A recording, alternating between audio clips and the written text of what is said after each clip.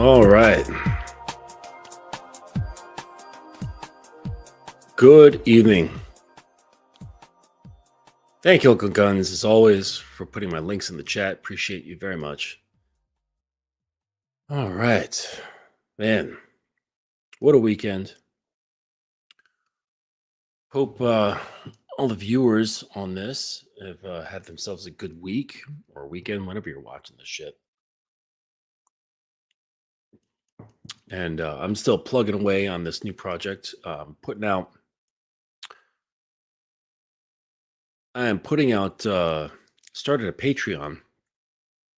And so I'm making a lot of videos, a lot of short videos, maybe like 20 minute to 45-minute long, depending on the subject matter, about various topics that I think will be very helpful for guys.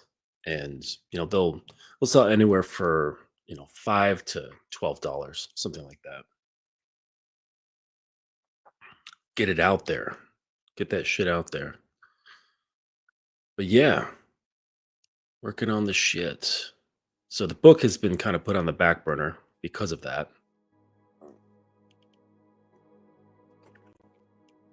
But there's only one of me. Let's see. Sub training is going pretty good.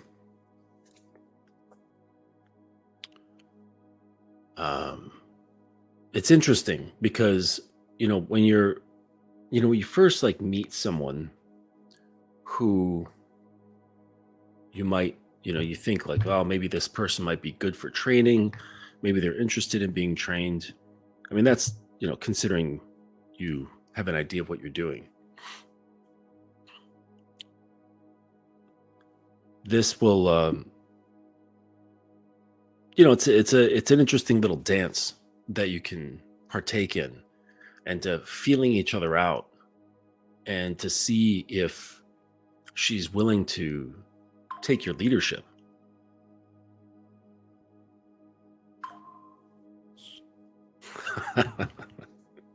Anyways, all right, I gotta put this on to mute. So, just feeling each other out, and seeing if she's willing to take your leadership.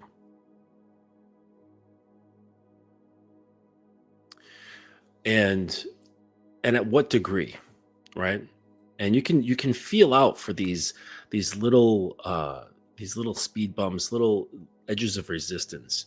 And this is kind of like a little bit of what we're going to be getting into this evening regarding resistance and her unwillingness to submit, or if she's a bitch, maybe she's got issues or whatever.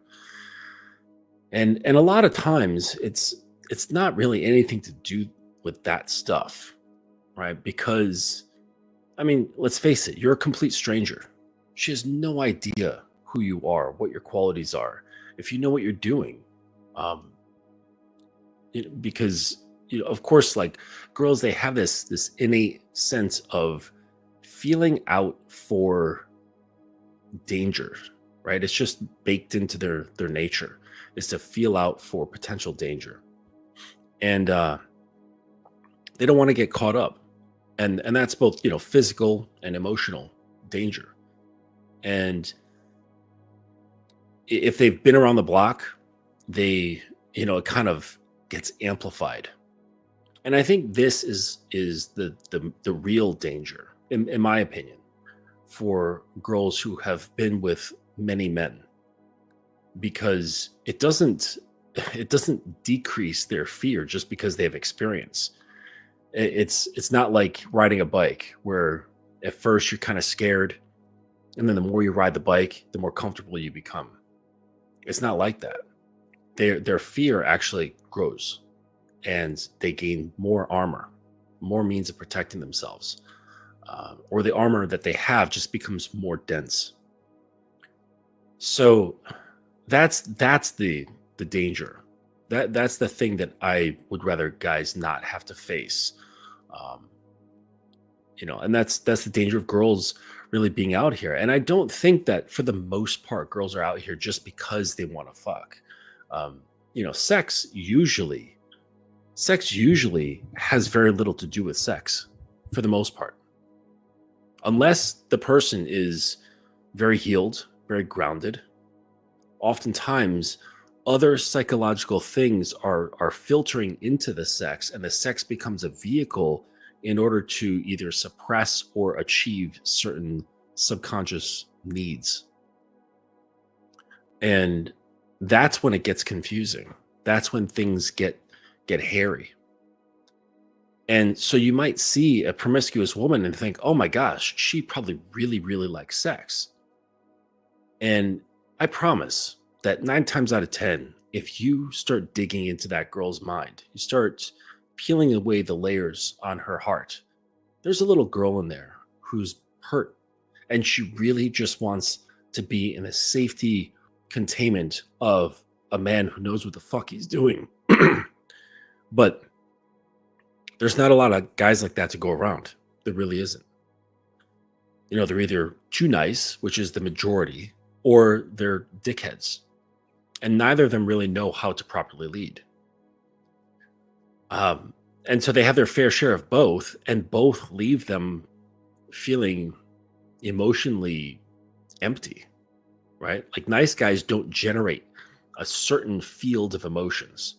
And, bad boys, players, assholes, or whatever, they don't generate certain emotions either. And, it can be very daunting. It can be damaging. It can be disheartening.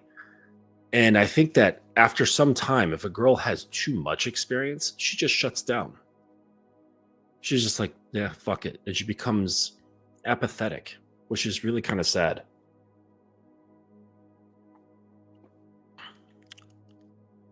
So, when you're meeting a new girl who has these submissive inclinations, she's curious about you. She's wondering. The best thing to do is to really just play it cool, to relax.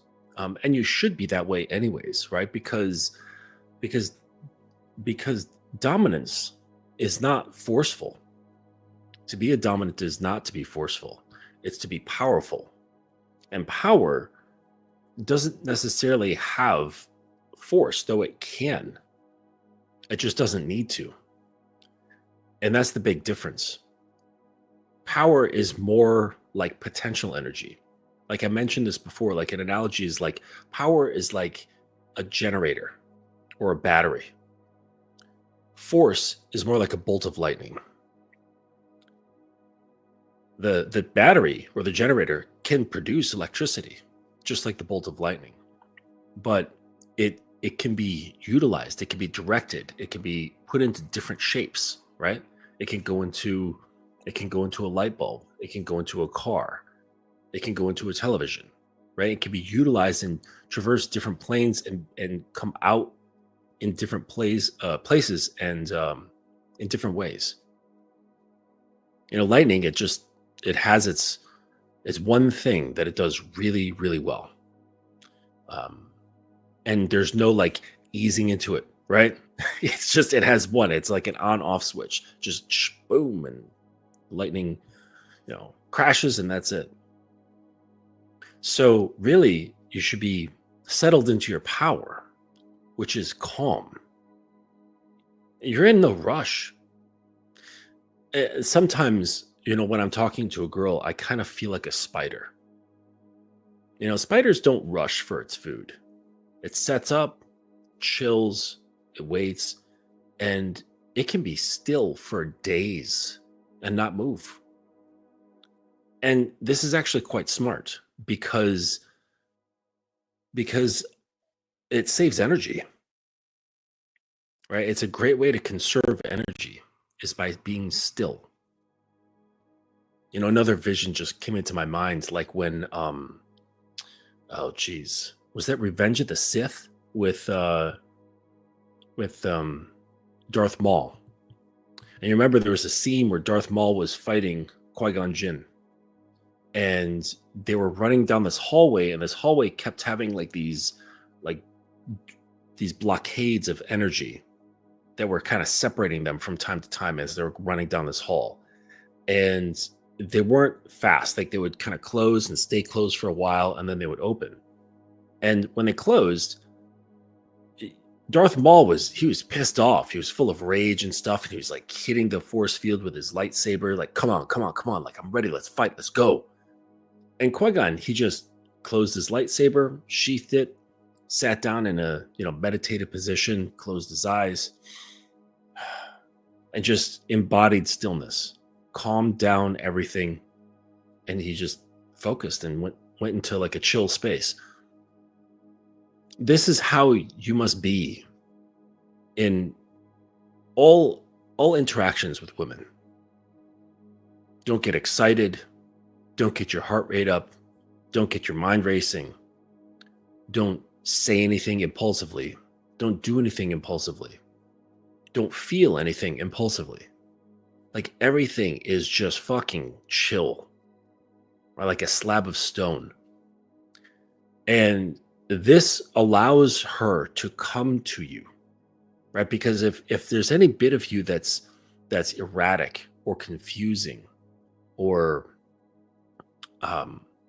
makes her question you, or makes her feel uneasy or rushed, or she gets the sense that you're hungry for something, right? Like Darth Maul, he was hungry for battle. This is going to cause some kind of reaction in her, because women do not embody stillness. That is not of their nature. This is not who they are. That's not what they do. It's just not them. And bless them for it, right? Because due to that, it allows them to actually transform. It's actually what allows them to take the shape of your container. So, which is to submit to you, to give up their will, their pride, their ego, their sense of self that they think is who they are. It allows them to flow into your form and feel completely safe and secure in doing so. So you wouldn't want her to be still, all right? It's counter. It's counter to their nature. So you must be. And the whole thing about opposites attract is absolutely true. It's the yin-yang principle. To complete that circle, there needs to be the yin and the yang. And this is where she gets like called in, okay? And you can call her in without actually having to say so, all right? You never want to say or describe, this is what I am. You don't want to have to explain yourself. You want to give her a wordless marketing where she can pick up on the feeling of who you are by way of how you communicate. Now, if she asks questions, sure, answer her questions if she's looking for clarity. I have this girl asking me like, what exactly are you? Like, what do you do? Because I'm not after sex. And they get that. They get this sensation from me that I'm not after them for anything at all. And they're wondering, like, scratching their head, like, why is this guy even talking to me? Like, what is he after? What do you want? And it's kind of hard for them to understand or describe, because what I want is for her to follow me enough such that certain pathways in her can open up, such that she can meet the person who she's never met. Now, let me explain that. So girls, they have a sliver of their personality that the world sees. Just a sliver. Then there's a larger area, like plus the version that's seen outside. There's a slightly larger sliver that her friends get to see. There's another sliver that only she gets to see, like in her private time. She gets to kind of like let her hair down and just be whatever, okay, whatever that type of person is. But she would be embarrassed if her friends saw her this way, or she would never be out in public and be this way. And then there's the self that is connected to her dreams, her imagination, her fantasies. And that is very private. And sometimes girls will kind of keep their distance from that sliver of themselves. Depends on how much shame they carry with them. And then there's the part that I'm really interested in. And that's the version, or the part of themselves, not the version, the part of themselves that is behind a curtain. And she knows that she's there. She knows that girl is there behind the curtain. And it's kind of like that same sensation when you're out somewhere and you can just kind of get this sixth sense that someone's staring at you, and you turn and look, and lo and behold, someone is staring at you, and they like look away. They're like, oh, well, I don't know. You ever catch somebody doing that? But I think it's just part of our nature to like know when someone's scoping us. And I think that is kind of like what their relationship is with that version, that is behind the curtain. She knows she's there by instinct, but has never met her. Doesn't actually even know how to get to her, to even peek, because there's a chasm in between her inner self and that curtain. There's a chasm that can't be crossed on her own. It requires the steady guidance of another. And this is where I come in. I enjoy the process of bringing a woman across that ravine to then together open that curtain and go, look, here you are. This is that self that you keep hidden from everyone and everything, including yourself. But it's not a purposeful hiding of the self. It's just that's the nature of the mechanism. And that's why I'm here. So when a girl says, what do you want? I have to kind of summarize that. I have to summarize that journey. And the process in getting there, I really like. I think it's amazing. It's just sex pales in comparison to this shit. And I don't know. I think I've got just a natural inclination to teach. I like when I can see light bulbs turning on above people's heads. I really, really like that. And they're like, holy shit. And they come to these grand realizations. I fucking love that shit. It's a great feeling. And the thing is that like sometimes circumstance will do this. And I think even more rarely we can do this to ourselves. But a lot of times it's because of the influence of another. And I enjoy being that influence.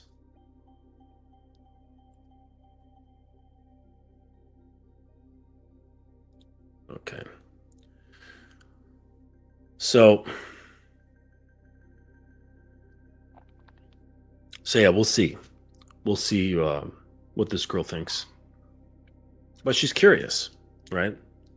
And an easy way, like one of the things that I like to do is I'm a stickler for grammar, and I'm a stickler for manners. I really can't stand poor manners.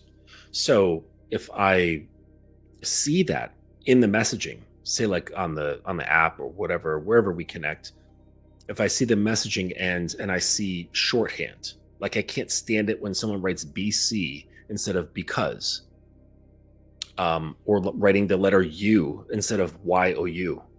I can't stand it. And or just not realizing that they're using poor manners. So I'll correct them. Like, she says like, tell me what you mean by that. No, that's poor manners, especially to somebody you've just met. The proper thing to say would be, would you please explain that better? Or would you please explain more to me? Or would you please tell me more about that? Right? You make a request. That's the kind thing to do. Say, tell me more. All right. That's not what I would expect from a submissive. That's not what I would expect from a girl. And so if I see that, I correct that shit right away. This is what I tell my guys. Always look for small things to correct, because one, um, it brings her into your fold, right? I know a lot of you guys get freaked out by the word frame, but it brings you into your frame, right? All frame is just basically having a perspective on something. That's it. That's all it is, right? So if we're like, um, you know, both New Yorkers, and I say the Mets are the best New York City baseball team, and the other guy's like, no, the Yankees are the best New York City baseball team. I'm like, Mets, Yankees, Mets, Yankees. That's a battle for frame. And then we might come up with arguments to support our frame, to support our argument, to support our view. And that's all it is. So I have this vision, I have this idea about my frame. My framing is that I believe that a submissive, that a girl should behave in a certain way. And that includes how she speaks and how she types. And so I'm going to correct it because it's not falling within my frame. So I'm going to say, no, I don't like this. And I would say edit, and I'll copy what they said, but reword it with the fixed grammar and see how they take it. Well, if they go, oh, shoot, my apologies. Thank you for correcting me. That's a good sign. Where they can not step into their ego and say, wow, you're a real stickler, or geez, you're a tight ass, or watch out, somebody called the grammar police, right?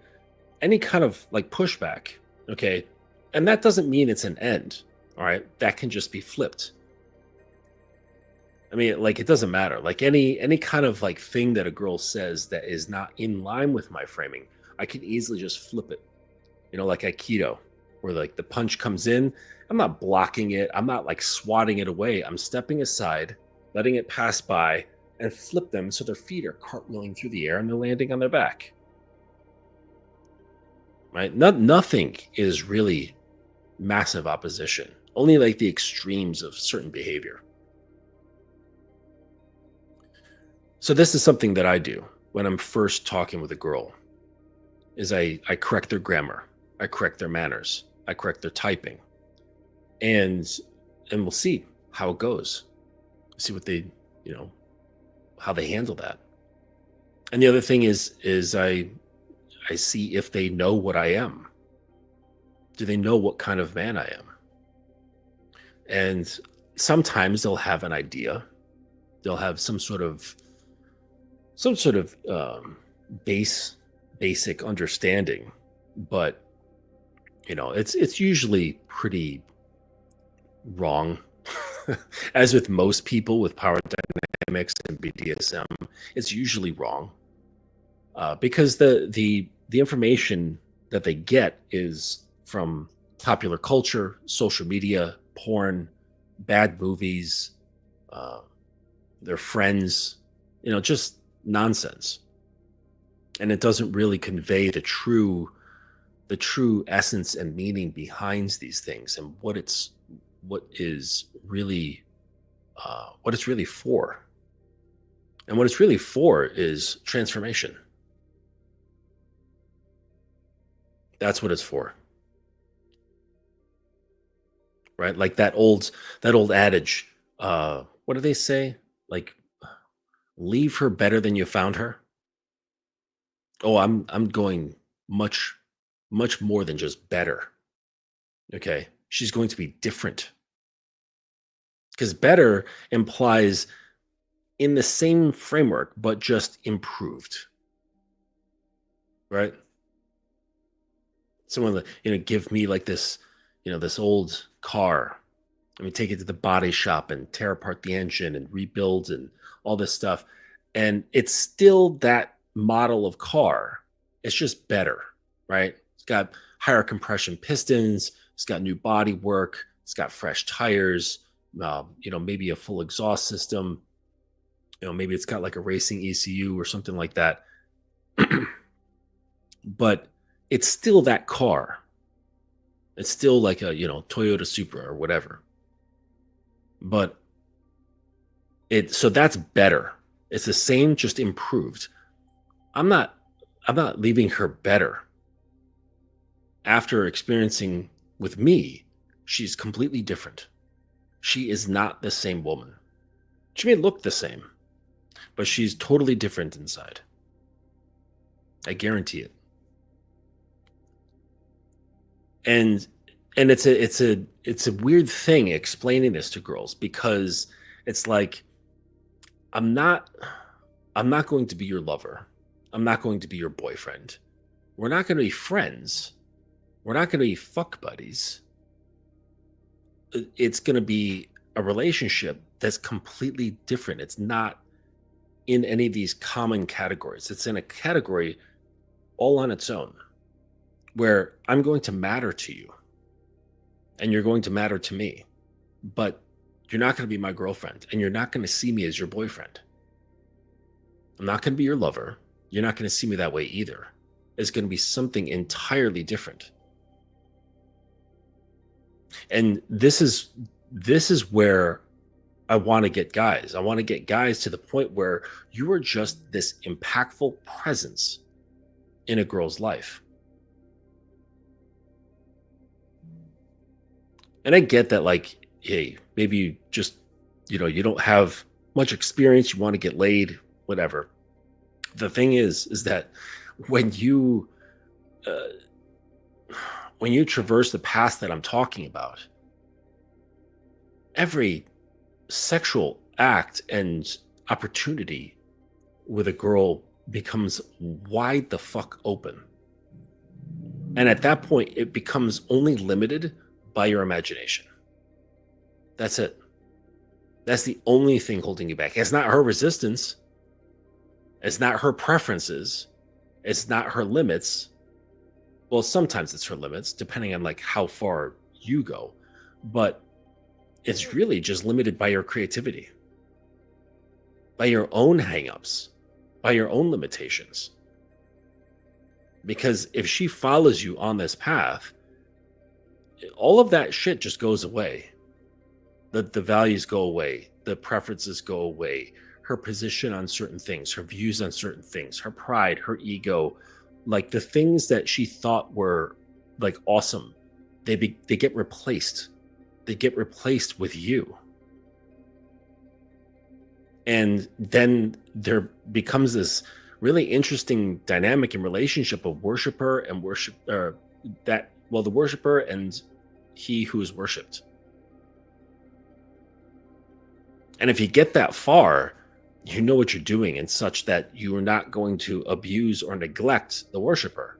So it becomes this synergistic relationship where they thrive off of being seen. They thrive off of being opened up and you being able to harness that opening. And then they have nothing. They just start overpouring, right? Remember I was talking about how like girls are like fluid. They're only held into what seems to be solid by their ego, their pride. All this is just fucking illusory bullshit. It's meaningless. It's plastic. But once that goes away, it just flows and flows and flows and flows, and it just comes right back to you. But the irony is that it really doesn't do much.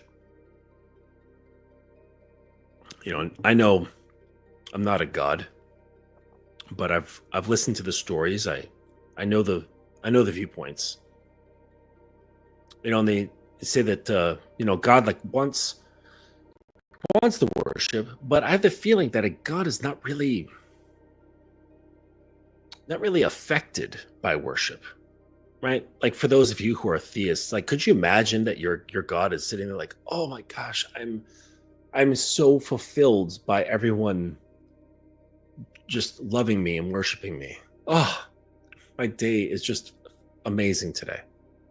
No, it, if I imagine a supreme being is beyond that level of experiencing, he's not held down by emotional inputs, right?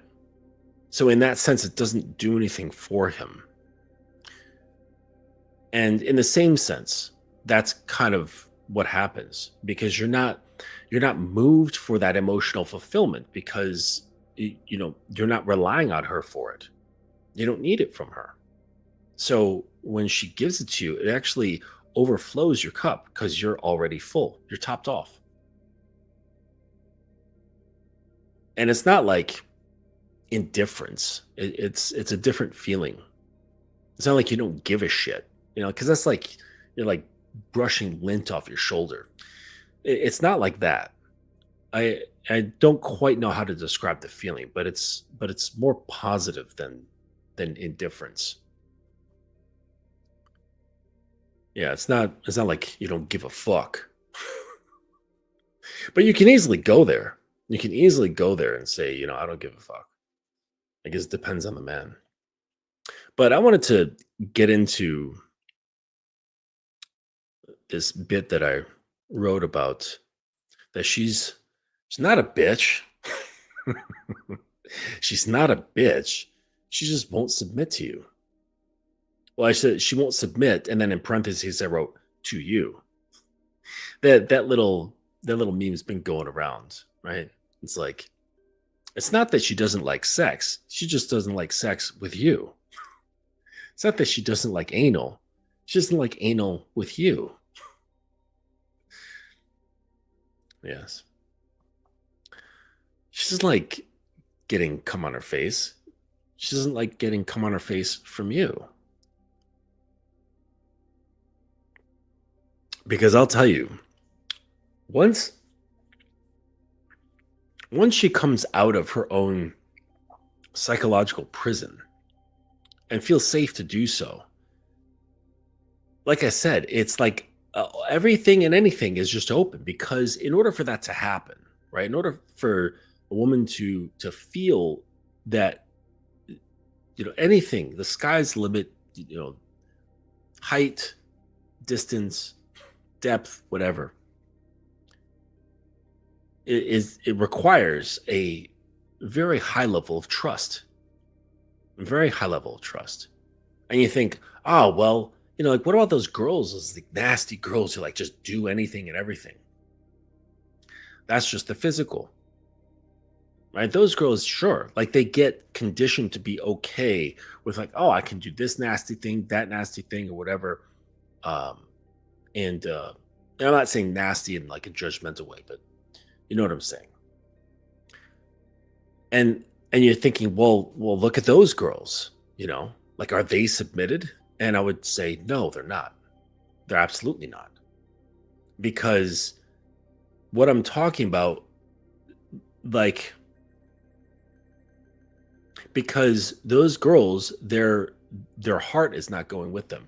Their mind is not going with them. Their sense of self is still quite solid. Their ego is quite solid. Their pride is quite solid. It's their identity, right? We could just wrap that up and just say identity. Their identity is still solid while they're doing those things. When submission and surrender comes in, and it's like water kind of like eroding a sandcastle from the bottom, and it just waves in and waves out. Just as the current goes in and out, it's just slowly eroding that castle, and then after a while, it just crumbles. When that happens, when there is that kind of surrender, those physical acts take on a completely different form. There's a big difference between a girl who is very open physically when it comes to sex, say sucking your dick, and she still maintains her identity, and a girl who has surrendered to you. Her will is yours. Her identity is no longer what it used to be. Her ego is super thin. Her pride is barely existent. Her sucking your dick is a completely different thing for her. Sure, it might feel the same to you, but you have the knowledge that the one girl is just performing actions and the other is giving of herself entirely. There's a huge difference. And I think, I don't know, maybe the physical sensation might feel different. I don't know. I can't like be in two realities at once. But anyways, so this is what I wrote about, she's not a bitch. She just won't submit to you.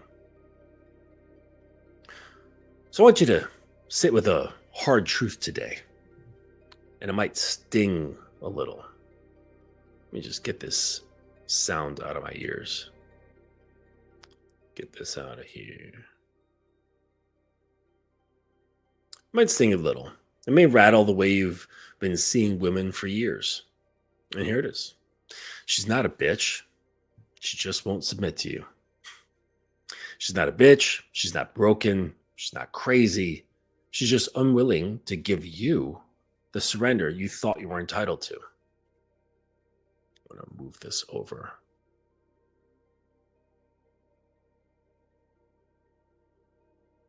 No, that's better. Now, why does that matter? Because the second you slap that label on her, bitch, broken, crazy, what have you, you've already given up your power.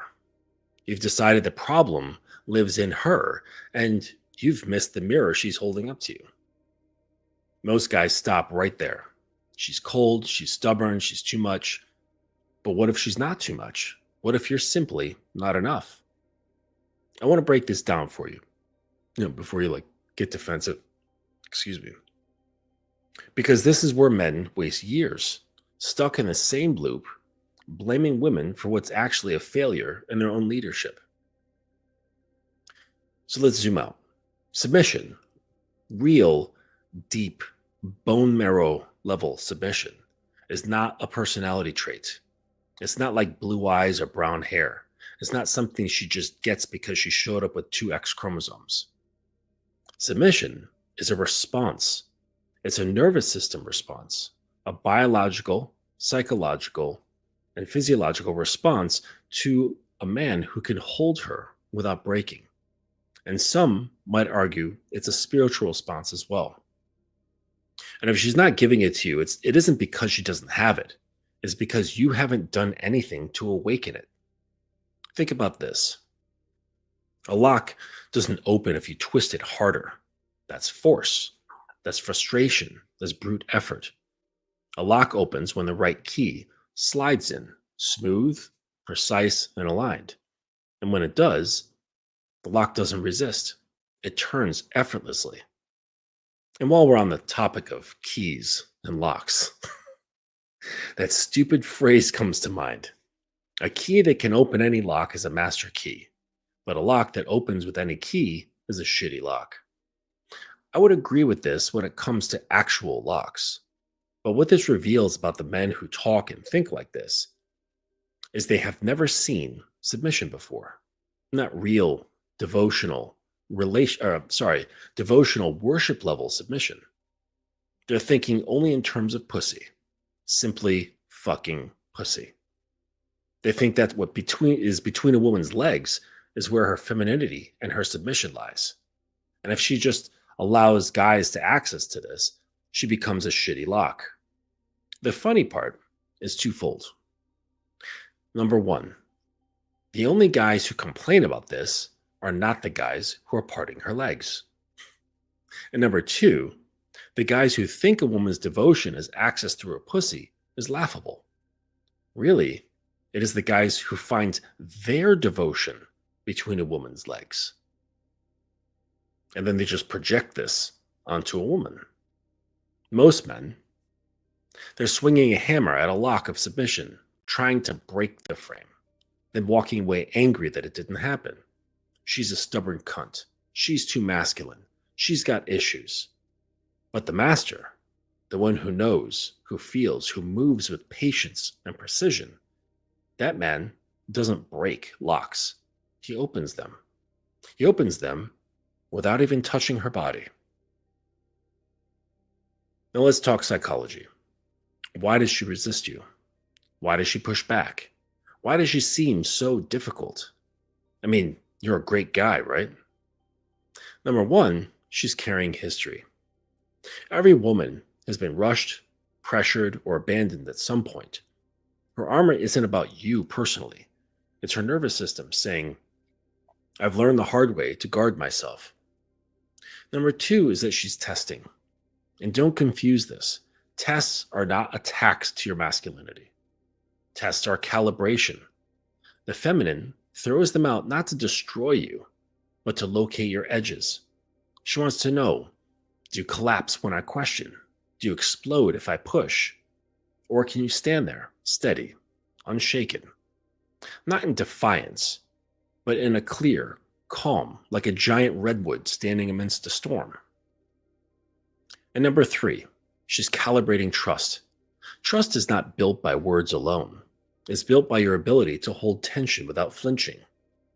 Her resistance is her nervous system asking, can I let go with this man and not regret it? So here's the contrast. Two men, identical, same woman. But man A, he raises his voice every time she does. He thinks dominance meets volume. He demands compliance. And when she doesn't melt, he mutters to his friends, she's a fucking bitch. Man B, he stays calm. He doesn't shrink. He doesn't escalate. His steadiness is his own authority. She storms, he holds. She softens, not because he forced her, but because she discovered he could handle her. Same woman, same situation, two different outcomes. And that's because surrender isn't about her, it's about him. Let me show you the difference between compliance and surrender. Compliance looks like this. She nods, she does what she's told, she says yes, but behind her eyes, it's hard. Her body has tension, her energy is lukewarm. You've got her agreement, but you don't have her heart. You don't have her soul. Surrender looks like this. Her whole body exhales. She says yes from the marrow in her bones. She relaxes into you because she knows you won't drop her. And here's the ugly truth. Most men are out here mistaking compliance for surrender.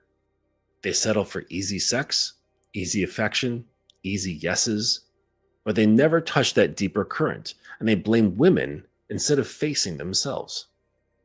However, I will say this. I think most guys are not looking for surrender or submission. I think they would be satisfied with plain old compliance or cooperation. Because here's the deal. When a woman surrenders to you, she is also surrendering her will and her autonomy, along with her soul. It's a large undertaking that I don't think most guys are equipped to handle. So for the love, please stop saying women should submit. Most of you can't handle the responsibility anyway. Now I want you to picture this. The woman is passionate. She raises her voice. Emotion floods the room. What do most men do? They escalate, or they defend, yelling louder, flexing harder, or they retreat, they shut down, they sulk, they pout, they walk away, slamming doors, passive aggression. But imagine, instead, you stayed rooted, breathing slow, calm eyes, no collapse, no explosion, just presence. Her storm rolls through the space, thunder and lightning, but when it clears, you're still there. You didn't run, you didn't retaliate, you didn't crumble. You know what our nervous system learns at that moment? It learns, I can be all of me, and he will still hold me. That's when she melts. Not because you demanded it, but because she discovered that you're safe. So let's flip the frame. The next time you're tempted to call her stubborn, difficult, bitchy, impossible, ask instead, what part of me is unconvincing? Where am I still leaking neediness? Where do I confuse aggression for authority? Or am I asking for her surrender without earning her trust? Because the truth is simple. She's not too much. She's not impossible. She's not a bitch. She just hasn't met the version of you that she can surrender to. Not yet. And that should excite you because it means her resistance isn't the end of the story. It's the training ground for your evolution. Every difficult woman becomes your dojo. Every storm she brings becomes the forge where you temper your authority. And when you get this, when you finally stop blaming and start embodying, you'll look back and laugh at how blind you used to be because you realize women weren't the problem, your leadership was. So, gentlemen, submission is not won through demand, it's earned through presence, it's kept through consistency, it's deepened through your ability to hold without shaking or cracking. So, stop calling women names, stop blaming their nature, and start asking the only question that really matters: am I the man that she can safely fall into? Because when you become that man, when you build that presence, when you embody that authority, you'll never wonder again why she resists. You'll never again confuse compliance with surrender. You'll never again need to call her anything other than what she is: a woman waiting for a man strong enough to hold her. Or at that moment, she's just being a good girl. That's the truth. She's not a bitch. She just won't submit to you. And that's not her flaw, it's your opportunity.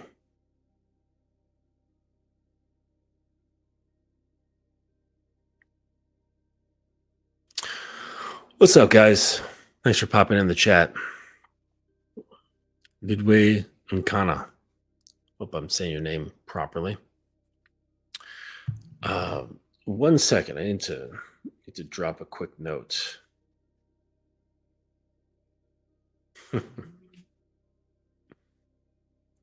So sweet.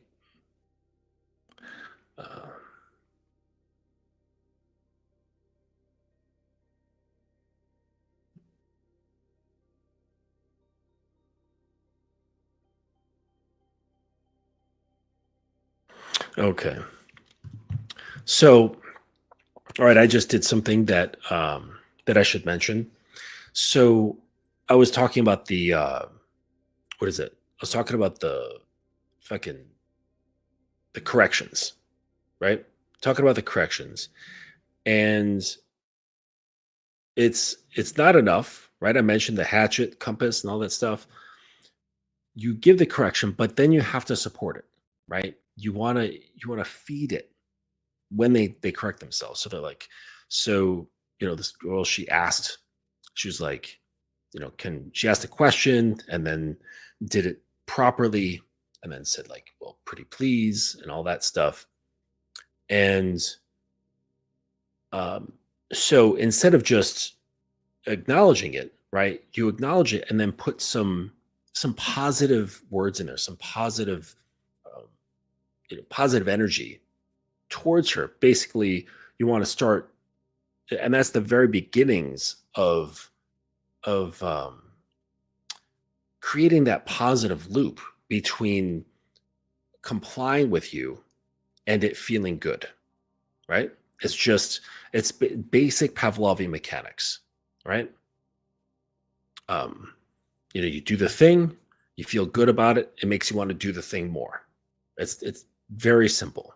So when there's compliance of any kind based off of your specific instruction, at that point you need to recognize it, right? Just bring brief recognition, right? Hey, I can see you've made a great correction. I was going to say connection. I can see you've made a correction, or I can see you've changed the way you speak. Or I can just make any kind of recognition about what they've said or what they've done. I mean, you can just give a compliment. Oh, that's so sexy on you, right? As if it's like an outfit that they're wearing, but it's not an outfit, it's their behavior, right? So you're basically saying your behavior is really sexy. I approve. I really like that, right? But just in simpler words, you can dress it up, right? So, she's asking a good question. She said, pretty please. And I just said, no, that's so sweet. I'll answer your question when I'm done streaming. So this is so that's just an example of how you need to consciously be strengthening the things that you want to see. Like especially if she's just starting to walk towards you. All right. Oh, Captain Creator, cool, man. Yep. I mean, forgive me, I don't. Oh, yeah. All right, I see your picture there. I remember you. Yep. Good to have you. So, whenever you've made it known that you want something done or you like a certain something, even if it's something simple as like her calling you or messaging you at a specific time that you said, right? You're like, "Hey, I'm really busy. Just call me at 6:30." And then she does. Don't just answer the phone and be like, "Hey, what's up?" Right? Make a recognition that she did the thing exactly as you requested. Make a recognition to that and then add a little bit of positive spin on there. Oh, it's so sexy. Right? I can see you called exactly at the time that I asked you to. That is so fucking sexy. I said, I promise you. Right? Because you're just feeding those positive. So you're forcing the dopamine, right? So you want to become her new Instagram, right? Because that's all that does. It's just a dopamine generator. That's all social media is. So you want to become another dopamine generator. But what's better is that you can give back more than Instagram ever could. You can start tantalizing her mind. You can start massaging her emotions. You can start tweaking her imagination.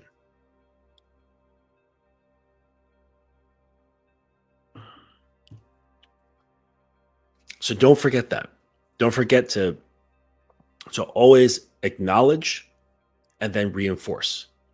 It's tried and true, and it absolutely changes shit over time. Right? You got to be consistent about it. And then when you're consistent about it for a little while, become inconsistent. Right? So let me explain that. Because me and the fellows, we talk about consistency, right? You got to be consistent. And yes, you have to be consistent with the shit that actually matters. Anything that has to do with what I call your constitution, which is the codes that you believe in, the principles you live by, and the rules that you have in your life. Those things must be consistent. You cannot waver on that stuff. Those things should be carved into steel. However, other things can be inconsistent. And the reason for this is that it's impactful. It's really impactful. It gets people's attention. So let's say you have your favorite TV show. It airs at this time on this day of the week, every single week. And then one day you sit down, it's 7:00, you flip on the TV for your favorite show. You're like, all right, I got my drink, I got my snack, I'm ready for this show. And it's something else. You'd be like, what the fuck is going on here? Like your brain just clicked on and became super aware of what's happening.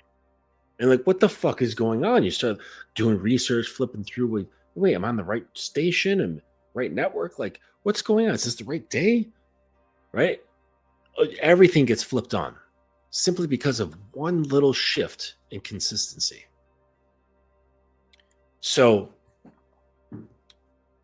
what I would suggest is after being consistent and building that relationship between positive feelings and your response to her behavior, you sometimes, after being consistent with this for a little while, you stop being consistent with it.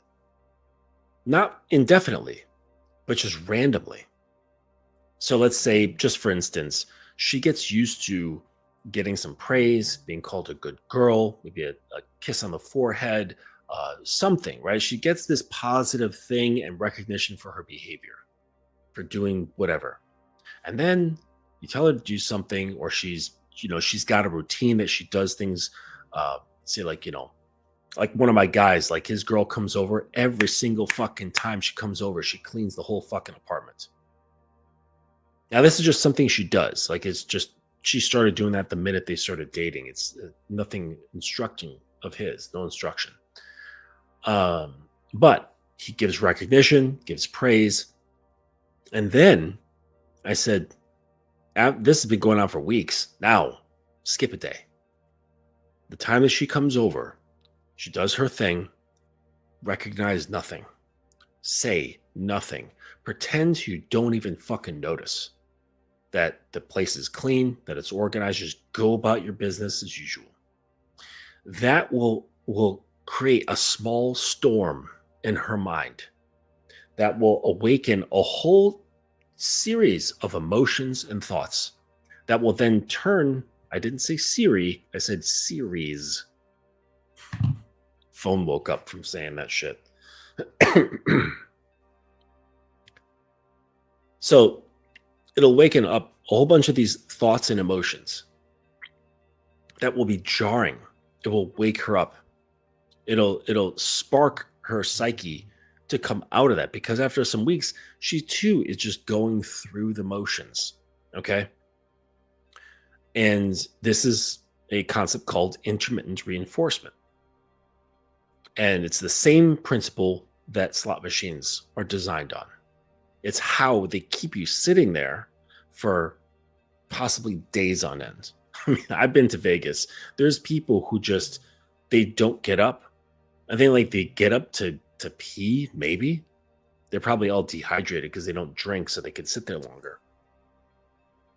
But the point is that you want to have also what's called pattern interrupts. You want to interrupt the patterns that you create.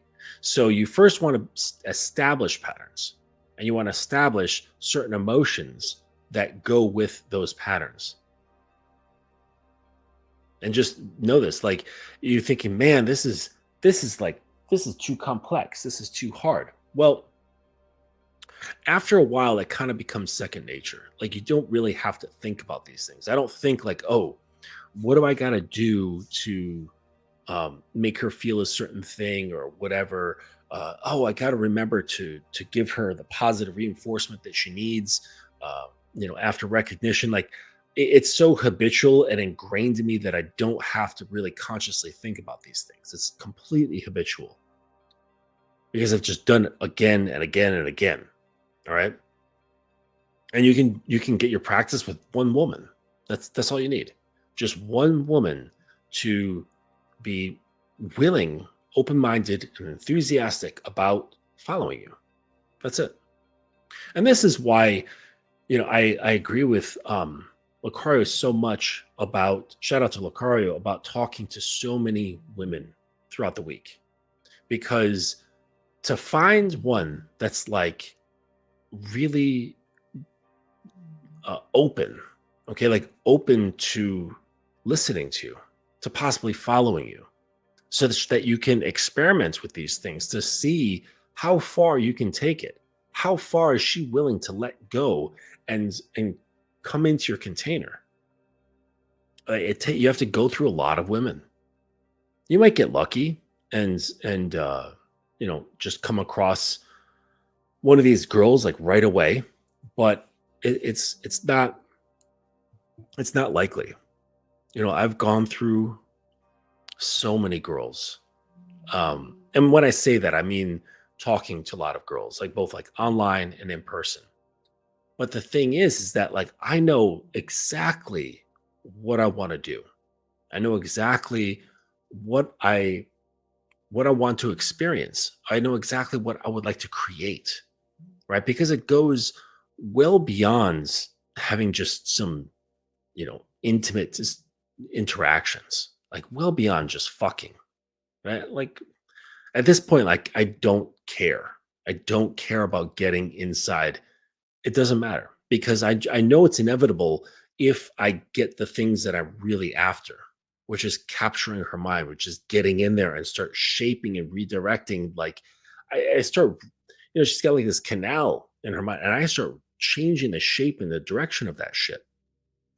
Once I do that, like I said, all that sexual stuff just becomes, it's like a wellspring that just never dries up, Never. And they're basically horny all the time. All the time.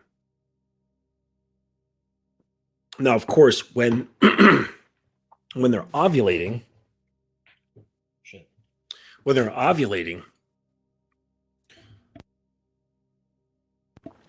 the the horniness goes way up. It goes way, way up. But when they're not ovulating, they're still horny. Like they don't go into that sullen or you know irritated, agitated, bitchy standard woman like when she's menstruating. Like that, or pre-menstruation. Like that doesn't happen. I've not experienced that.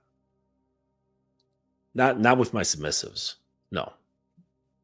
Like they're just in a perpetual state of like openness, serving, moderately horny until they get to their ovulation stage, and then they're really fucking horny.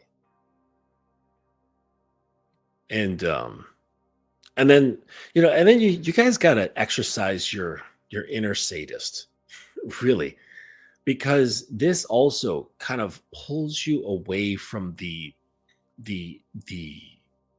being entranced by sex, being entranced by that kind of physical stimulation. Okay, try to exercise your inner sadist. Okay, and that doesn't necessarily mean causing physical pain. Okay, because like your inner sadist, it can be playful. It can be it can play games with tension, right?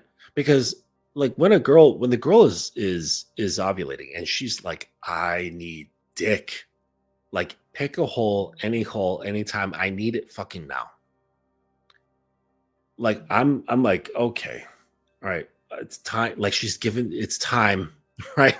She's like, here's the fucking lever, do something with it, right? Please. And you can make her, because of that high desire, you can make her into a begging mess. All it takes is just controlling and delaying your own need for fucking, right? It doesn't mean like cutting it out of your life. It means controlling it. It means being dominant over your impulses, such that you choose when things happen, right? You choose when and how you fuck, not just because you have this strong impulse to, right? And when you kind of unleash and encourage your inner sadist, then it allows you to play with that strong desire. You can, if she really wants to fuck, or she really wants to suck, or whatever it is she wants to do, and she's coming to you with this energy, you can do so much. The whole notion of giving her like not yet kind of energy, not yet vibes. So it doesn't mean a complete denial. Like, no, you're not fucking, which you absolutely can do as well. Right? You can say, no, you're just going to have to deal with not getting fucked right now. And then you can proceed to marinate and percolate her mind continuously. Send her erotic stories. Send her, erotic voice notes. Send her X-rated gifs. Send her, clips of anime porn. Send her all sorts of stuff, right? To get her just thinking about these sort of things nonstop, asking her questions, right? Making ridiculous assumptions. Well, maybe not that ridiculous, but listen, darling, you're going to have to get back to work and focus on what you're doing right now, even though I know you can't stop thinking about kneeling between my legs and stuffing my cock down your throat. Because even if in that moments prior to you speaking, she wasn't thinking that, well, now she is. Because it kind of goes with that whole thing like, do your best to not think of a pink elephant. Do not think of a large pink elephant with like little hairs all over its skin and like a fluffy tail. Do not think about that elephant right now. So you do this, the same sort of principle with a woman, but she really wants you. She really wants sex. She's really fucking horny. And now you're telling her, listen, honey, not yet. Okay. You really need to get back to work. But because, if you don't, you're just gonna sit here and be thinking about sucking on daddy's cock and how much you really miss that. And I don't want that for you. I really want you to go back to work and focus. And you could just keep this going and going and going. And that frustration, it's not like, it is frustration, but it's not the same kind of frustration as like, being stuck in traffic or something. It's a different kind of frustration. It's a tension that hurts so good. And, by the time like you get together, it's like, okay, how much more do I want to fuck with her? Right? Okay. Oh, you really want to get fucked, huh? All right. Well, you know what? First, you're going to clean my bathroom. And then you proceed to, have her, wear one of those vibes that kind of like goes inside and it gets like they're like kind of C-shaped. So the vibrator like goes inside. Sorry, I was like motioning my hand, not off camera, but it's like a C shape. So part of it goes inside and then the other side clips on the outside of her vulva. So it kind of like clamps like her pubic bone kind of, right? Not hard or anything like that. It's just the shape of it. And it stays in there just fine. And usually they have like remote control or something like that. Or sometimes the more sophisticated ones, you can control with your phone. And you say, okay, on the hands and knees, I want you to clean my bathroom floor and the sink.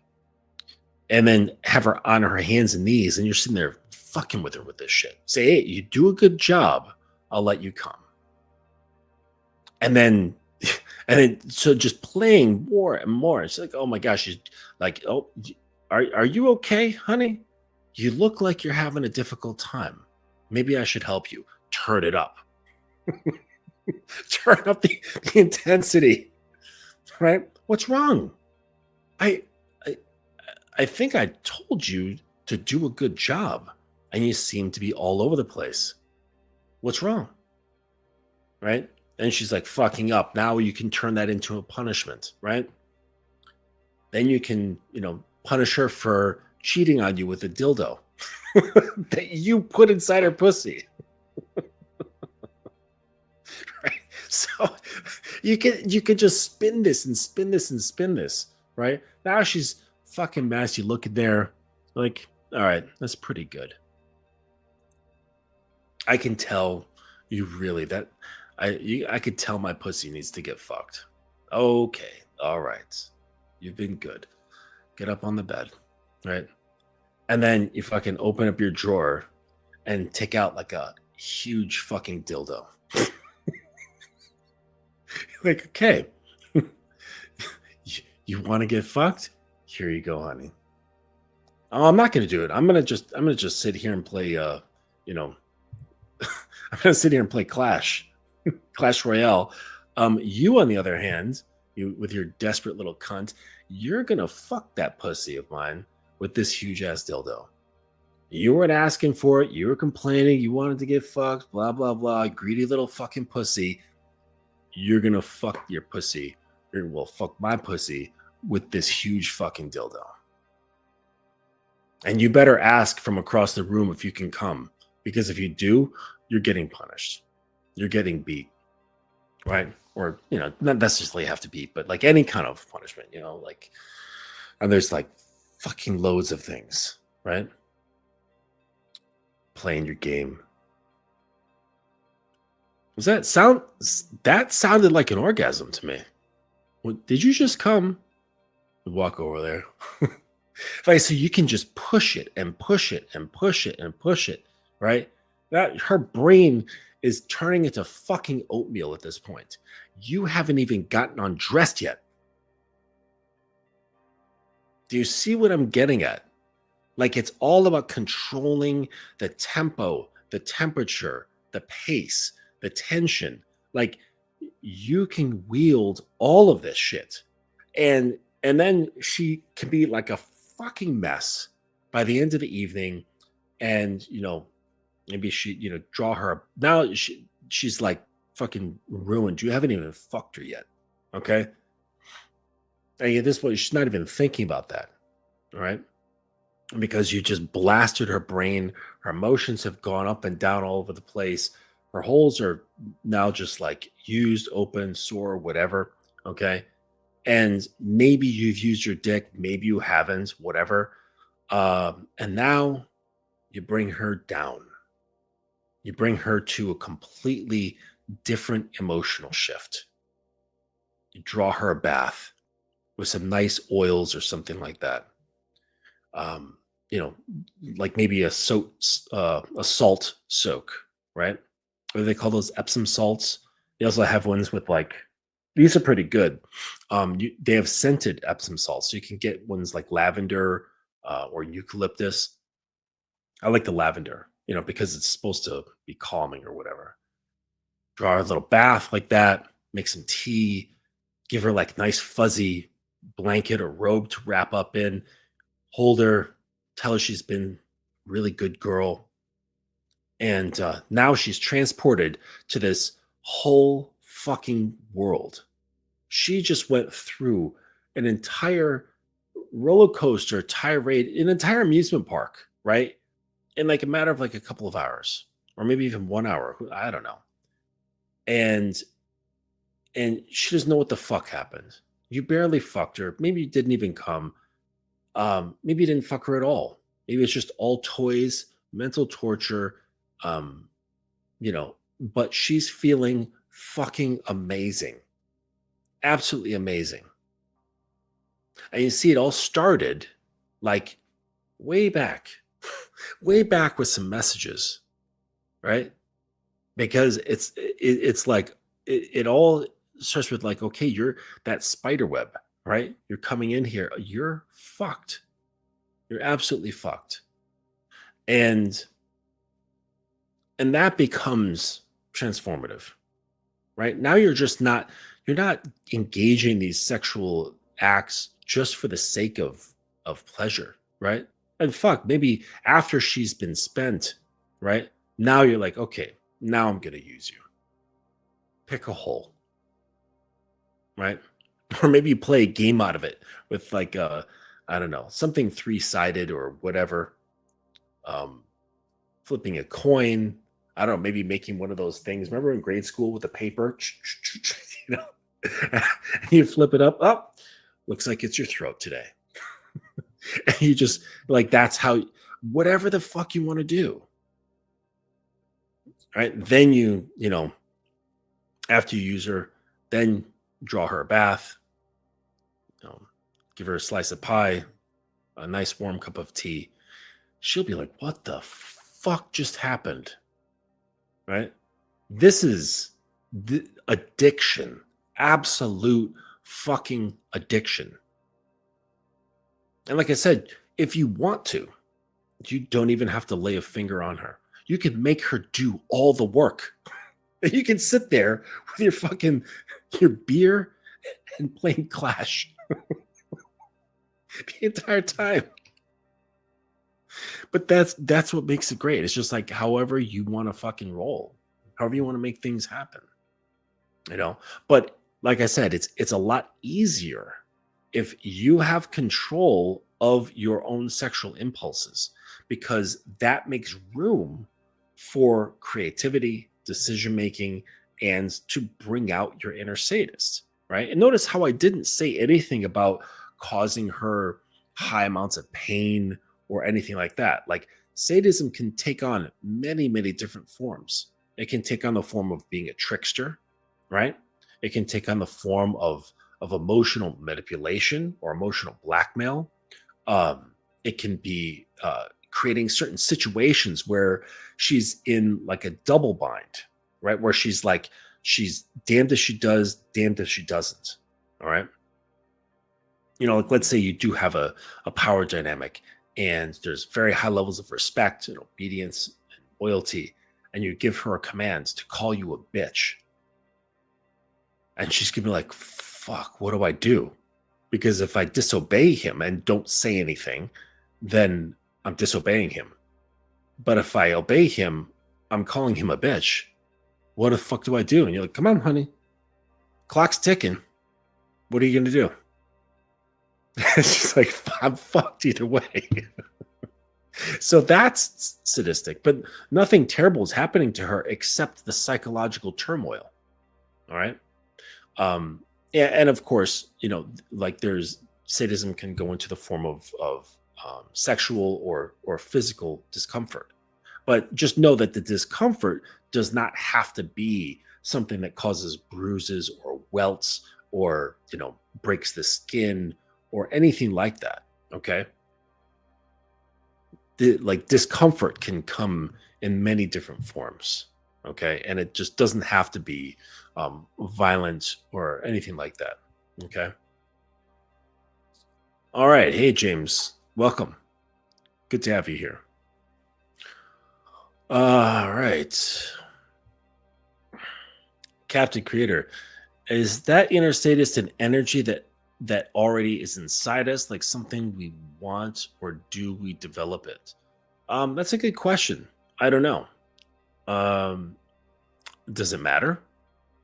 Like whether it's there innately or you develop it? I'm really not sure. I mean, I think some people it's innate within them. Okay. But I don't know. That's a good question. I think it actually might be innate in a lot of people. Because if you've ever done something, even like as a joke, to cause someone any kind of duress, even if it's slight, that's a bit sadistic. Right? If you play a prank on somebody, uh, make somebody believe something is the case, but they're not, but it's not the case. Uh, I remember back in grade school with my friend Ryan, and he had a fear of big dogs, like a real, like a very strong fear of big dogs. And we were walking. It was like me, him, and one other of our friends. And like he was walking in front of us, and me and the other friend we were walking behind him. We were like leaving school, and I like kind of nudged my buddy to like kind of like follow my lead. And I'm like, Ryan, holy shit, don't look now. But there's, so and so's dog, because we like knew the neighborhood and stuff. And like so and so's dog got out and he's chasing us. Run, run. And my buddy's like, oh my God. And he started freaking out too. And Ryan's face turned fucking white. He didn't turn around and he just ran as fast as he fucking could. Harmless, really, but truly sadistic. you know. Uh, what's up, baby girl? Good to see you. Yes. So, but what time is it? Okay, good. You got some rest. Uh, yeah, but so I do think that a lot of people, maybe if not most, have a bit of sadism in them. They've got a sadistic streak, and just some people's streaks are bigger than others. Some people have a very, very large streak where it's like verging on a psychosis or a neurosis. Um, where you're getting into like Dexter territory. That's like very, very high levels of sadistic behavior. I met this lady on Substack who I want to get her on the show. And she's a psychologist, but she's also a BDSM practitioner. I think she's a Dom, spelled DOMME. For those that don't know, that's how the female Doms spell their title. And she's super smart and knows a fuck ton about psychology And I just thought it'd be really cool to have her on here because, she researches like all these studies and shit that shows about how um, like BDSM can improve our lives. Some people have some like clinically have used it as therapy, like in the place of traditional therapy, which is really, really interesting. Um, but this is kind of what I was talking about when I'm talking about transformation. Okay. Like there's something there's something really profound about being seen as this person who has healed aspects of yourself. When a girl is looking at you and saying like, well, I don't know who I would be if I didn't meet you. Like that's something truly profound. And you know it's y- you know traumas, certain attachments, views about the self, views of the world, all of these things, where there happens to be, you know tangled tangled yarns or even broken threads inside, like these things can be unravels, they can be mended. um, and it's just coming at it with a different attitude. And I think really this is part of what guys are really missing these days. We call it very basically leadership, but this is what good leaders do. Really good leaders, they change you. I've had a couple of um, I've had a couple of teachers in my life. They were these two martial arts instructors. And what's funny is they were on two very, very extreme opposite ends.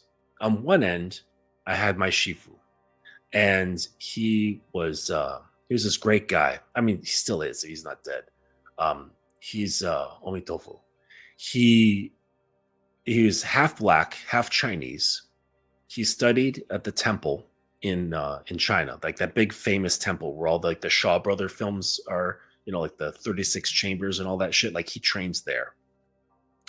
Amazing guy. Trained like the Eagle Claw method. I've mentioned him sometimes. Like I've seen him like literally ripping a tree apart with his fingers, his bare fingers, like just shredding the fuck out of the wood. And a live tree. It wasn't like dead or soaked or rotted, just regular tree.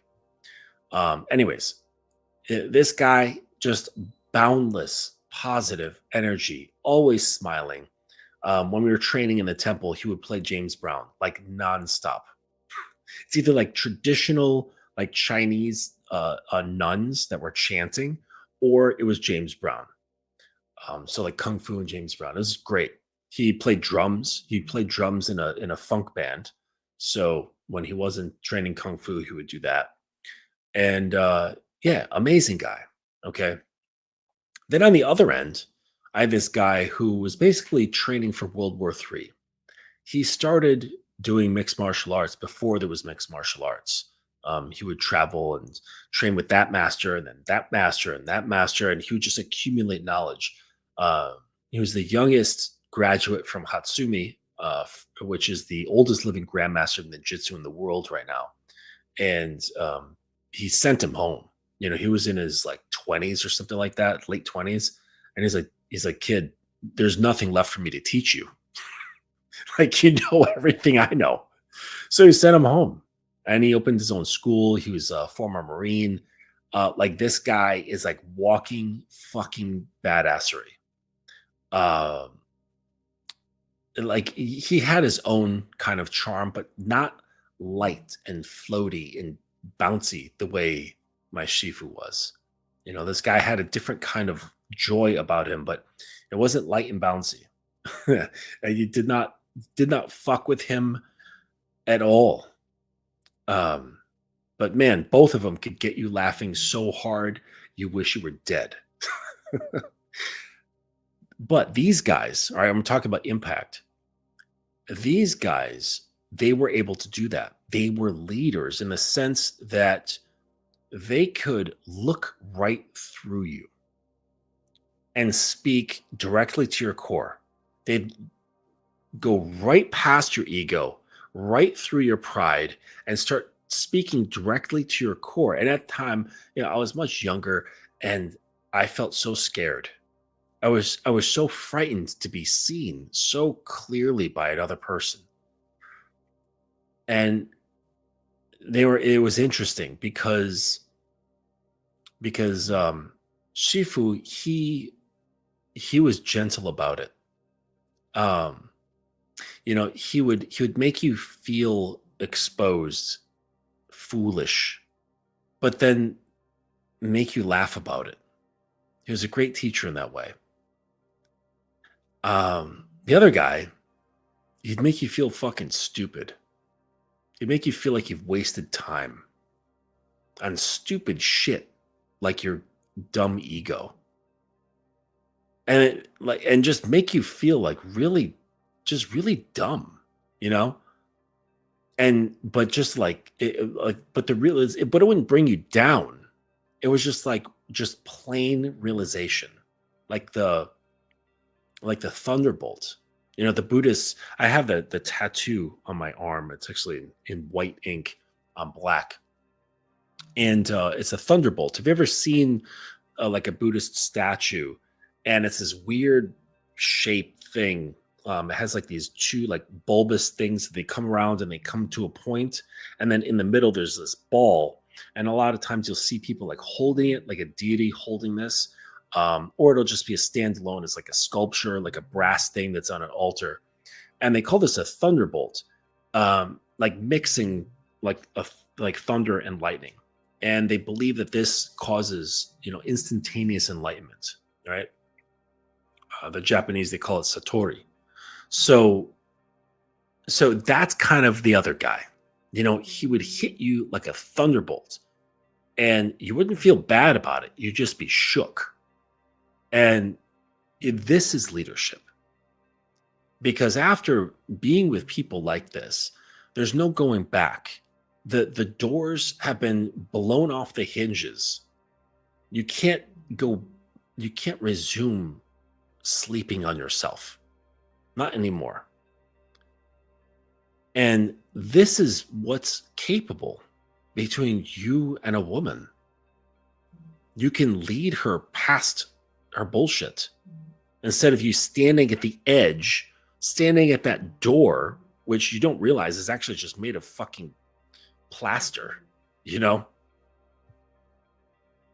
shouting at it, complaining about it, when you have within you the capacity to completely make it crumble.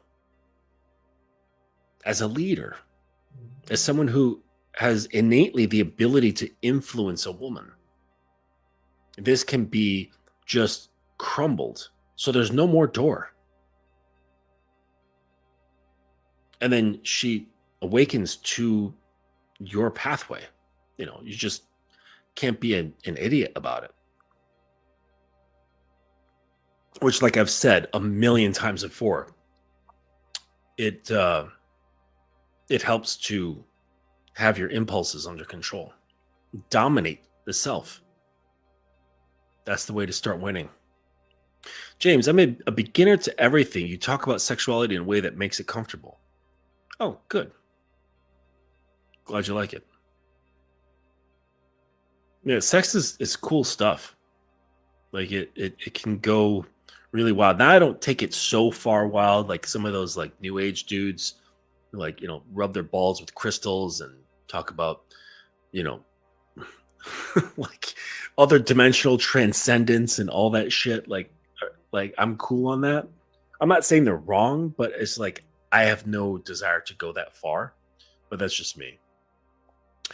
You make BDSM sound so integrated. It almost sounds like relationship norms. To me, it is. And the funny thing is that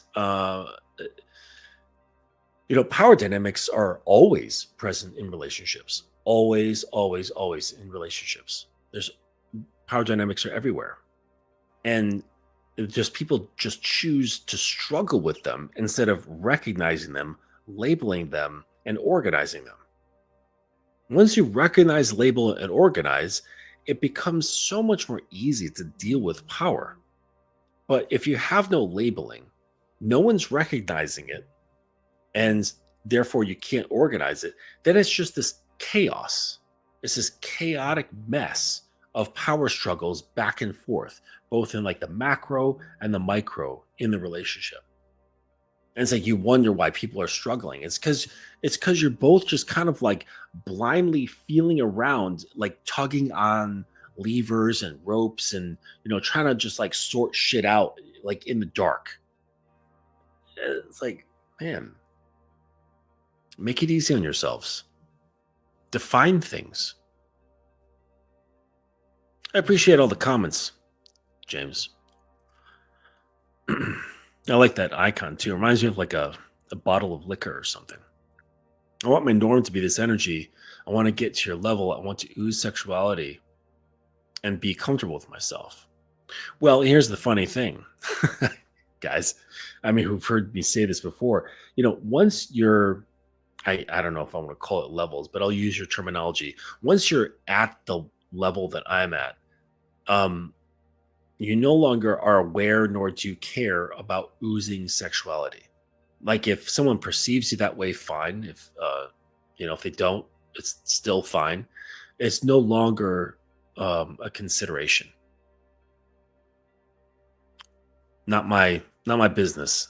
If a woman wants to look at me and go, "Wow, he's just oozing sexuality," it's like that's not my business. Right. And I'm not trying to make that happen. And I'm not trying to not make it happen. How do you obtain that ability to see people? Excellent question. You start by seeing yourself. It's something that my Sifu actually told me that he said, once you know yourself, you know the world. And it's kind of true in the sense that once you learn to look at yourself and communicate with yourself, void of defense, deflection, judgment, criticism, hiding, exaggeration, just plain, then and then you accept, right? So also void of rejection. You just see plainly and accept. This is when you can start seeing that everybody does the same shit. Everyone rejects part of themselves. Everybody has fears or criticisms or judgments about themselves. And then you can start seeing it. You start seeing it in their communication. You start seeing it in their behavior. You see it in their habits. You see it in how they view themselves and how they view life and all sorts of shit like that. And at that point, that's when you can really start seeing. And then you'll probably experiment a little bit, say some shit, realize it doesn't get through, okay? Because they have no allegiance to you. So the reason why I allowed myself to be pierced by those two teachers is because I trusted them. I had a very, very high level of trust in both of those guys. And this is what allows you to pierce the woman that's in front of you, right? If there's this woman in front of you and her trust in you is growing and growing, this is how you can easily just cut through her external self and start speaking directly to her core. And that's when she's like, holy shit, like somebody actually sees me. And it becomes a profound realization for her. Right. But I think that the more that I describe this, I think that, it's helping you guys understand a little bit better of what's possible, of what you can be as far as like influencing someone. Like you can be a very, excuse me. Like you can be supremely influential in someone's life, and you don't have to become some uh, Instagram star. You don't have to be have this massive channel on YouTube. You don't have to have social clout. You just have to be able to influence and just gain that person's trust. And I promise you, it's far greater than having people. A lot of people know who you are. Like it's all bullshit knowledge, anyways. They don't really know you. Like they know your face, they know your name, they know what you do. Like, but they don't know shit.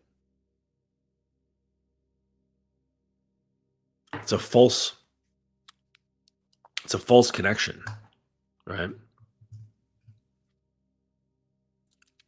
But I'm satisfied that if when I die, I can look back with confidence and say, there's a handful of people that I've drastically changed their lives. I would be absolutely happy with that. Like say like let's say it's like seven people. Seven people who are like, holy fuck, I am so glad that I met Justin. I don't know where I would be if I didn't meet him. I might be dead. I might be just going through life like half a zombie, half asleep. And now I'm completely different. If it's just seven people, I would be completely satisfied with that. Because some people go through their whole lives, they might have a billion people following them on Instagram. They might have a YouTube channel in the millions, and they go to sleep or they die at the end of their life having not really influenced anyone despite being called an influencer. Isn't that funny?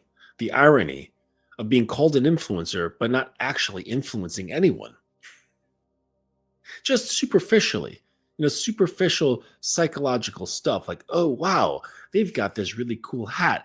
I like that hat. Where can I buy that hat? Uh, they're not like, who am I? What am I? No, they're just like, where'd you get that Supreme hat? And he's like, influencer. Ta-da. Uh-huh. Yeah.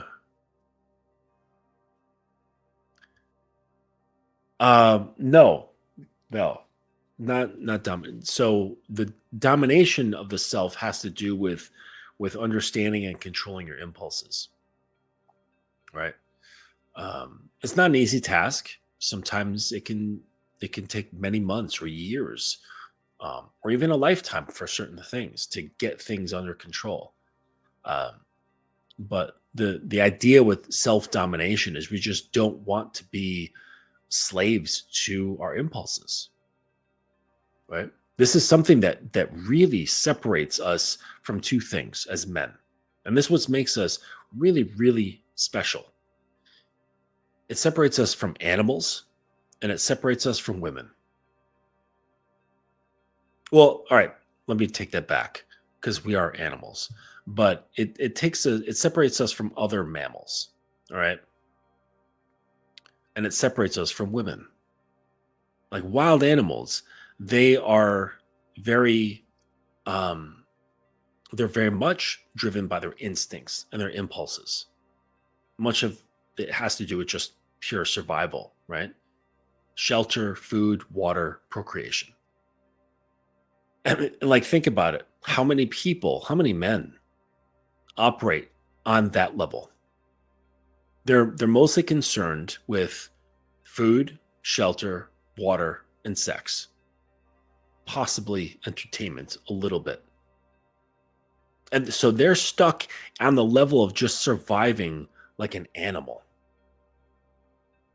Like just some animal out in the wild. They just are wearing clothes and maybe they drive a car. But to to elevate beyond that, you have to control impulses. Question your instincts, right? Doesn't mean stop your instincts, but question like, okay, is this really helpful here or is it not? Okay. And this is not just your physical things, right? Like sex. Like you can have impulses with the way you think. You can have impulses with the things that you say, your word choices. So much of it has to do with what's in your head, being impulsive, uh, with your thinking patterns.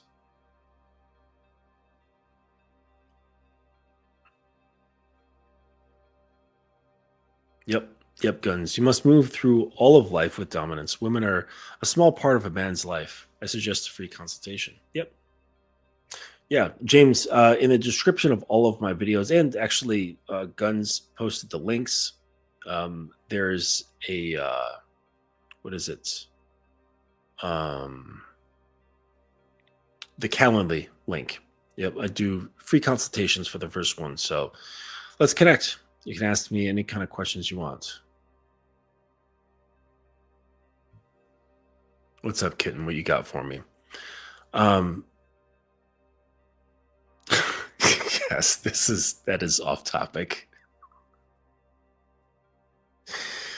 Yes, kitten. Let's stay focused. Okay. Um, but yeah, it all starts with you, and that's what a lot of the training is, um, at first. Okay. That's what the training is at first. Like guys, when I was describing that scenario, the girl comes over, you're messing with her, she says she's really horny, she really wants to fuck, and you're like, okay, you want to get fucked, here's a dildo you can fuck yourself with. Not letting her come, um, just constantly like fucking with her head throughout the day prior to that scenario. um Guys want to get to that. They're like, oh man, let's get into this like power dynamic stuff and all the creativity and woo woo, right? Great. Like I love the enthusiasm. Okay, really do.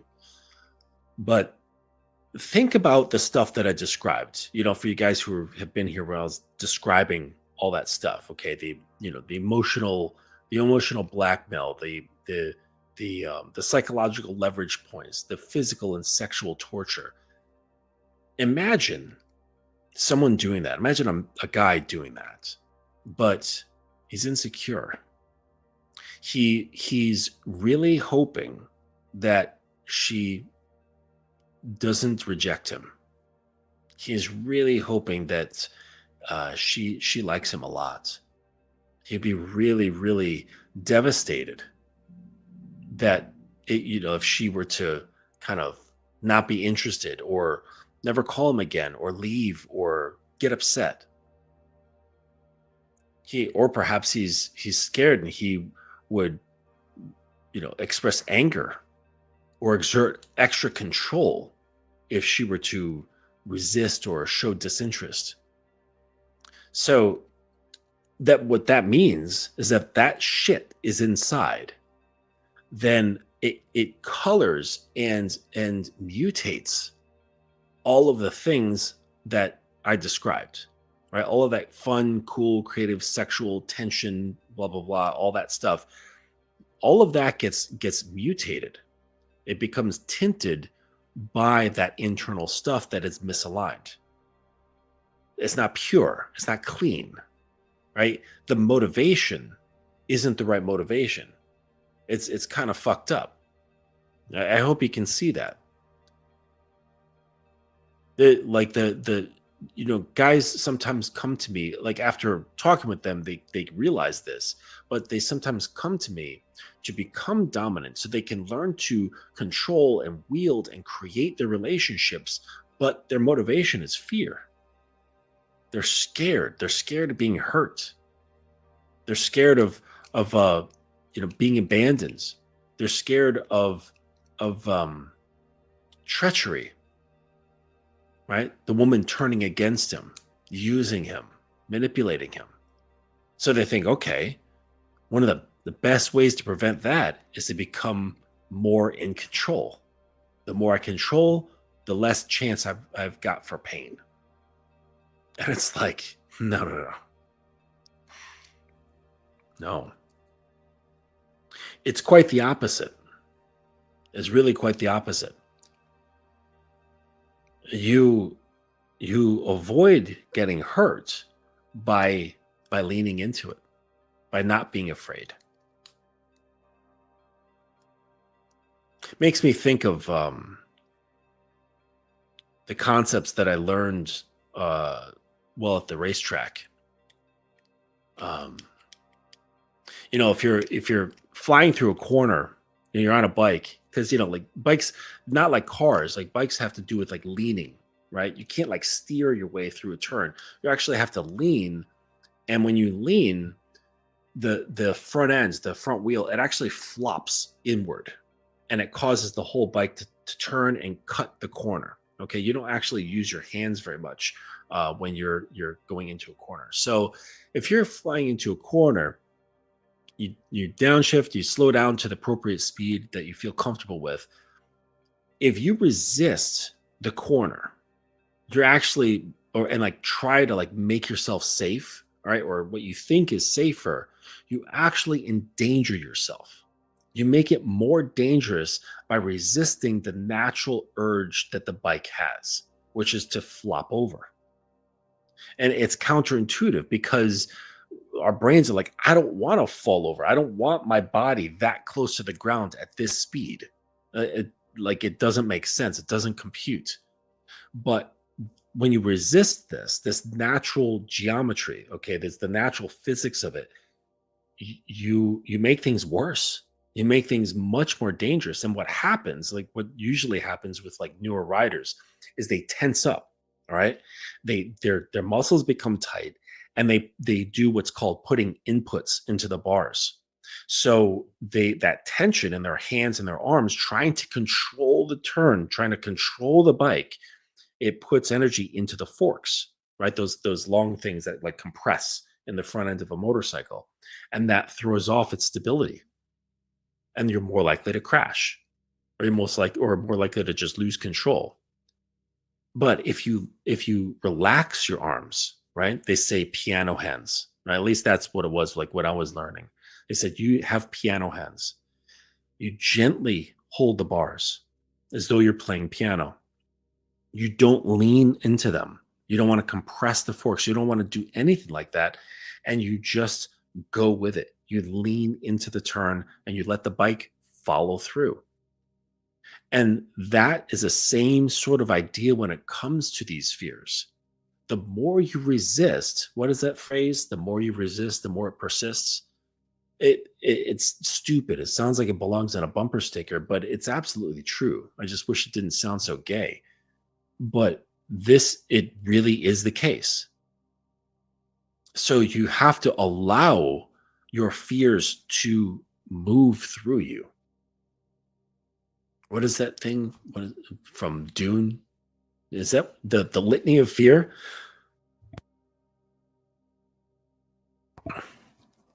Come on, little one. Didn't I have you memorize that?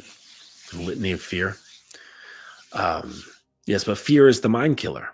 If you guys have watched the first Frank Herbert Dune movie, but yeah, fear will kill your mind because it creates tension, it creates resistance. Okay, and you want you want everything to just be able to flow through you. You don't want to hold anything. You don't want to resist anything. Right? No grasping, no pushing. You just let it flow. And it comes in and out like very quickly. There's no real damage or anything like that. And once you learn this mechanism, and this is part of the thing that has to do with learn the self, you learn the world. Okay. It's not literally you learn the world, but you learn other people is what my teacher meant. And once you learn that mechanism and familiar with like what that all feels like, you now know what other people are going through, and you can speak to that, so that when a woman comes through, which is a much more exaggerated process, that mechanism I'm talking about, it's a much more exaggerated process because their emotions can be much more visible and more worn on their sleeve, as it were. Um, but you know, men, they have the same mechanism. It's just more subdued. In this, because it's so much more obvious, more obtuse, you can much more easily teach her to pass through it. Teach her to not hold, not to grasp, not to resist, not to grasp. Okay. Because the thing is that through your leadership, remember I was talking about the very beginning about the curtain and showing her her true self. Okay. That aspect of her that she doesn't keep hidden, but it is hidden from her, that can only be shown to her through you, through another person. That traversing that plane can sometimes be difficult. It can sometimes bring about pain. It can sometimes bring about fear. It can trigger all sorts of stuff. And and if you're not familiar with that, well, first of all, you're not going to be able to do anything. But it's well, yeah. So you're not going to be able to even get there if you're not familiar with it. But this is where you can bring her into her core. You can have her start operating from her core. And this is where the worship comes into play. This is where the high levels of trust come into play. This is where devotion comes into play. This is where her that calcification of many of her emotions get cracked off, and she can start breathing again. Okay? And then, like I said before, it's like all that sexual stuff, it's like the whole thing becomes open. Her mind, her spirit, her body, her emotions, it all becomes open. It all becomes wrapped up. And then it's just like, well, what do I want to paint? That's what it comes down to. What do I feel like painting? Like painting on her. Because at that point, it's like, okay, now she's become a canvas for you to create on. It was really, really quite cool. So after we in the academy, after we spend a lot of time focusing on you, right? Because like I said, guys come in, they want to do all that fun, creative, sexual stuff, but you can't get there if you're all fucked up and you got weird ass motivations and fears and attachments and beliefs and all this like crap that doesn't really help you at all. Then we can get to that stuff. So we spend a lot of time on that front end. But then once that's dealt with and you're comfortable with your shadow self, right? Then it's like, okay, let's start working on the fucking creativity. And, start reading and writing and imagining. And next thing you know, it's like you start just bit by bit, you start becoming this film director. You become a playwright and a film director all at once. And you can start planning and plotting out vision after vision after vision. And then just play becomes actual play at that point. There's no longer like all this like, oh man, I hope that she has like this really great sexual experience with me. And oh my gosh, I'm like really, like just jammed up in myself with worry. No, it doesn't, that doesn't occur. She's now become part of your creative process. And you can just whatever you can dream up. So we spend a lot of time developing your creativity so that you can start creating whatever the fuck you want to do. And the thing is that sure, like, you can take this with, one particular girl and develop, a relationship of sorts and, and take this very far. Okay. But you can also exercise these things with shorter term situations. But in either case, as long as there's like an element of trust there, I guarantee you that the girl is going to be like, what the fuck? What the fuck happened to me? Who the hell is this guy? And, because the sea of guys that are out there, they really don't know what they're doing. Really, they're just like your average chump who is stuck on that animal level, who are looking for food, water, shelter, and sex. And this like for the majority, this is like what most girls experience. So if you provide something, or you invite her, you're not really providing it, but like you invite her into an experience that is so far different than these, because you're not just trying to get between her legs, that she's like, fuck, please get between my legs. Please. Like, is there anything else that I can do? Because this is so different, I'm inspired to do just whatever it is you fucking want. And that's the taste. That's what separates you. It's not fucking your six pack. It's not your cool ass car. It's not an expensive watch or a great apartment. Although those things are cool and all, but it doesn't like change the woman. It doesn't transform her. Those things are very cool. They're like, girls like shiny things, but it doesn't transform her. So like when she's masturbating, right? Right, little one? when you're playing with my pussy, you're not sitting there thinking about wristwatches and fancy cars, right? So it like they don't. They're not sitting there, flicking their bean thinking about cars and apartments and some guy's six pack or his fancy, $2,000 shoes. It's really, what they're really doing inside their head is a mixture of vision and emotion. And that's something that really can't be manufactured by external means. That can only be generated by presence. And presence can't be bought. Presence can't be manufactured. It can only be created and grown from within. And this is the sort of thing that makes her go, who the fuck are you? Your cool shit isn't going to make her say, who the fuck are you? She's going to say, hey, that's a really great fucking car. Can I have a ride? Right? But it's not going to make her question herself. Right? That's what I want. I want her to question her whole fucking reality. I want her to question reality itself. I want her to question her identity. That's what I want.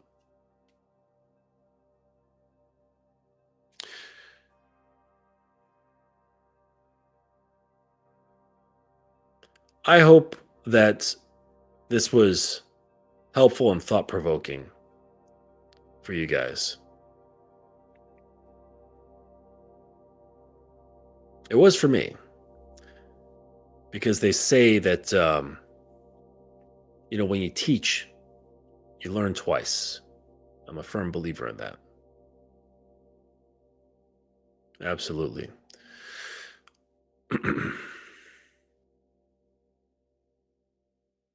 Hey, what's up, Dylan? Good to see you, buddy. Sorry I didn't recognize you here. I was like too much. It was in the flow, man. Yes. Thank you, Guns. Yep. Everything is just one step at a time. And I'm still walking. You know what I'm saying? It's like it doesn't stop. Like manhood is a peakless mountain. Um, like self-awareness is a peakless mountain. Domination is a peakless mountain. Creativity is a peakless mountain. Like all of the things that fucking matter have no end. Zero end. So accept that. Absolutely. Accept it.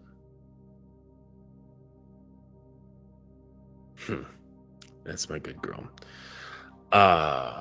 Have I heard of have you heard of Mandela's coloring? I mean, I know what mandalas are, or mandalas. Yeah. I mean, like the Buddhist mandalas? Yeah. Um there's actually these paintings. They're Tibetan. They're called tankas. Thanka. Tanka. And they're these they're usually like these big fucking scrolls, and they roll them up for just safekeeping, and they unroll them into these big posters. And the posters, um, they sometimes will often have mandalas on them. And there's the things with the radial symmetry, and it just looks like fractals and shit. And a lot of times it maybe looks like a wheel. There's symbols, there's characters, creatures, all sort of different things, and they all mean things. Like every little thing has meaning in a story. And sometimes it's like a big painting of the Buddha, um, whatever, all kinds of stuff. And I remember that when I was at the temple training, my Shifu, he invited this Tibetan monk who was like passing through. I don't know how they connected, and he came in and gave a lecture on Hinayana Buddhism, which is like one of the really, really old forms of Buddhism when it first left India and went into Tibet. And so he was a professional tanka painter. That's what he did. And he saw some of the paintings that I did, because I did like some murals on the walls of the school. And he's like, yeah, these are pretty good. And I showed him my drawings and some of my other artwork. He's like, you're really good. He's like, if you want, you can come back to Tibet with me, and I'll train you how to be a tanka painter. And I'm like, holy shit, And there's, what do they say? Like, there's only a couple times in a man's life that define him. And that was one of the definitive moments where you choose to go one way or the other. And at that point in my life, if I had split and gone that way, I probably would have just renounced the world and become like an actual Buddhist monk and just hung out in the mountains of Tibet doing paintings of tankas. Maybe traveled or whatever, but that would have been my life. But instead, that was right at the moment where I was like, I want to go to New York City. I want to move to New York. And so I said, thank you, but I've got other plans. And I moved to New York instead. And so here I am. But I could be sitting in the fucking cold ass mountains of Tibet amongst the rocks and the sheep or whatever the fuck they got up there doing paintings. But anyways, it's getting kind of late. Yeah, 11:30 here on the East Coast. I'm gonna pull this to a close. If anybody has any questions, please email me at justin@thedominance.academy.com. Please go to the website, thedominance.academy.com. And if anyone would like to get in touch, have a chat, ask questions, bring some concerns to me, whatever you want to do, grab the Calendly link that's in the description of every video. It's also on the website. And book a time, free of charge, and we can talk. Okay? No pressure, no commitments. Well, I'd expect that you commit to the appointment if you made it. But aside from that, there's no commitments. And then we can get going. So I appreciate you, everyone who's been here on the live. And, I've been seeing some more faces. We're not into the fucking hundreds yet. But eventually, I'm not going to do call-ins. But what I'm going to do is allow people to anonymously come up on stage. They don't have to show their face on camera if they don't want to. And they can ask questions. I think that'd be a great way to interact with you guys. So, all right. Until next time, signing off. Take it easy. Thank you for stopping through.